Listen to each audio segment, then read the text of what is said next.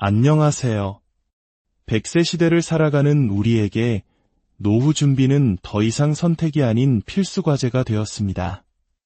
우리 부모님 세대가 땀과 성실함으로 가난을 이겨내고 티끌 모아 태산을 이루셨다면 오늘날 우리는 그 성실함에 더해 지혜로운 시스템을 활용해야 하는 시대를 살고 있습니다. 정부는 바로 이러한 개인의 노후 준비를 돕기 위해 세금 혜택이라는 강력한 선물을 주는 몇 가지 금융제도를 마련했습니다. 바로 연금저축, 개인형 퇴직연금 IRP, 그리고 개인종합자산관리계좌 ISA입니다. 이 세 가지 계좌는 흔히 절세 삼총사라고 불리며 우리의 미래를 위한 든든한 발판이 되어줍니다. 하지만 많은 분들이 이 좋은 제도를 활용하면서도 마음 한편에 늘 불안감과 궁금증을 가지고 계십니다. 혹시 급한 일이 생기면 이 돈을 중간에 꺼내 쓸 수 있을까? 세금 혜택이 복잡하던데 나중에 세금 폭탄을 맞는 건 아닐까? 하는 질문들이죠. 오늘 이 복잡하게만 느껴졌던 절세 계좌의 실타래를 하나하나 차분하게 풀어드리겠습니다. 첫 번째 주제는 바로 중도 인출, 즉 돈을 중간에 빼서 쓸 수 있는가에 대한 이야기입니다. 많은 분들이 가장 궁금해하시는 지점이죠. 결론부터 말씀드리면 연금저축 계좌에 넣은 원금 중 세액공제를 받지 않은 부분은 언제든지 세금 없이 인출할 수 있습니다. 마치 일반 예금 통장에서 내 돈을 찾는 것과 같다고 생각하시면 쉽습니다. 하지만 여기서 중요한 점은 어떤 돈을 빼느냐입니다. 연금 계좌 안에는 내가 낸 순수한 원금도 있고 세액공제 혜택을 받은 원금도 있으며 그 돈이 불어나서 생긴 운용수익도 섞여 있습니다. 이들의 출신 성분, 즉 소득 원천에 따라 세금 부과 여부가 달라지는 것입니다. 만약 세액공제를 받았던 납입 원금이나 계좌 안에서 발생한 운용수익을 연금 수령 개시 전에 인출하게 되면 정부가 주었던 세금 혜택을 다시 돌려주는 개념으로 5%의 기타소득세라는 높은 세율이 적용됩니다. 일종의 페널티인 셈이죠. 그런데 IRP, 즉 개인형 퇴직연금 계좌는 성격이 조금 더 엄격합니다.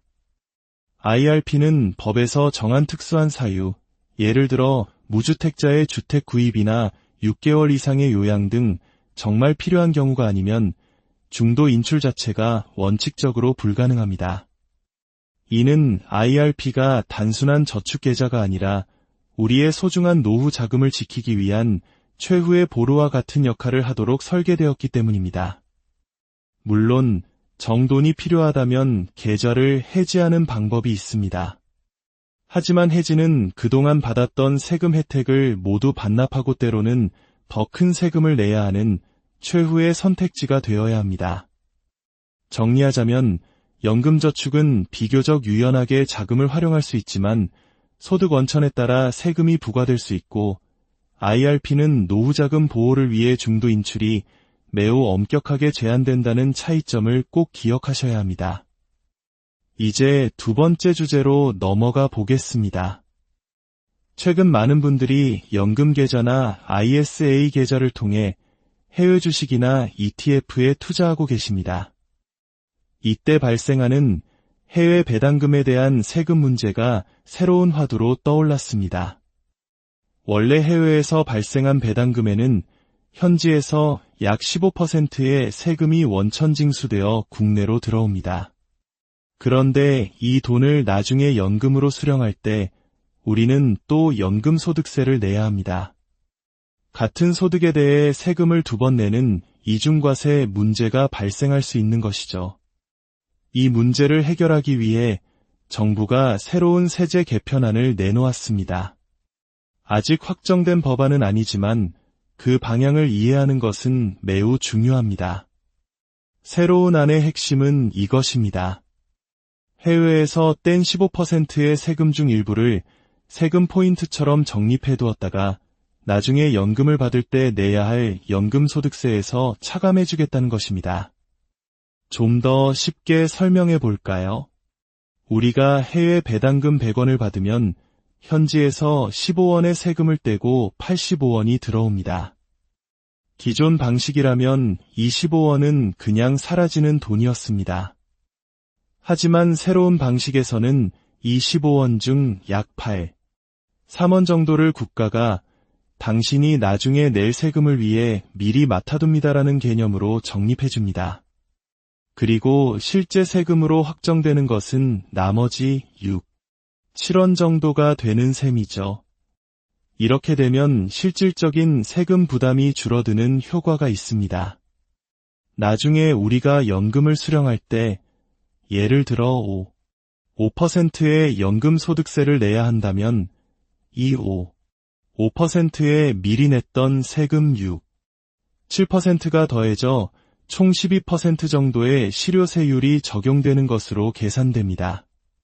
숫자가 복잡하게 느껴지실 수 있지만 핵심은 이중과세를 조정하여 투자자의 실질적인 세금 부담을 줄여주려는 노력이라는 점만 이해하시면 됩니다. 다만 이 제도는 배당금, 즉 분배금에만 해당되는 내용입니다. 해외 ETF를 사고 팔 때 발생하는 매매 차익에 대해서는 기존과 같이 세금이 이연되었다가 나중에 연금소득세로만 과세되니 이 점은 혼동하지 않으셔야 합니다. 마지막으로 가장 지혜로운 절세 전략 중 하나로 꼽히는 ISA 만기 자금을 연금 계좌로 이전하는 방법에 대해 자세히 알아보겠습니다. 많은 분들이 이 부분에서 가장 큰 혼란을 느끼십니다. ISA 계좌는 3년이라는 의무가입 기간이 있습니다. 이 기간이 끝나고 계좌를 해지하여 만기 자금을 수령할 때 우리는 그동안 발생한 순이익에 대해 세금 정산을 하게 됩니다. 일반형은 200만원, 서민형은 400만원까지는 비과세 혜택을 받고 그 한도를 초과하는 이익에 대해서는 9%의 낮은 세율로 분리과세가 적용됩니다. 이렇게 ISA 계좌 안에서 모든 세금 계산이 깔끔하게 끝납니다. 그리고 여기서 중요한 포인트가 나옵니다. 이렇게 세금 정산이 완료된 깨끗한 돈을 60일 이내에 연금저축이나 IRP 계좌로 옮기면 정부가 특별한 혜택을 추가로 줍니다. 바로 이전한 금액의 10%, 최대 300만원까지 추가로 세액공제를 해주는 것입니다. 연간 세액공제 한도와는 별도로 주어지는 엄청난 보너스인 셈이죠. 많은 분들이 여기서 질문하십니다. 이렇게 연금 계좌로 넘어간 돈을 나중에 인출하면 또 세금을 내나요? 정답은 어떤 돈이냐에 따라 다르다입니다. ISA에서 연금 계좌로 이전된 자금 전체는 연금 계좌의 관점에서는 세액공제를 받지 않은 납입원금으로 취급됩니다. 따라서 이 원금 자체를 나중에 인출할 때는 세금이 단 한 푼도 붙지 않습니다. 비과세입니다. 세금은 언제 붙을까요?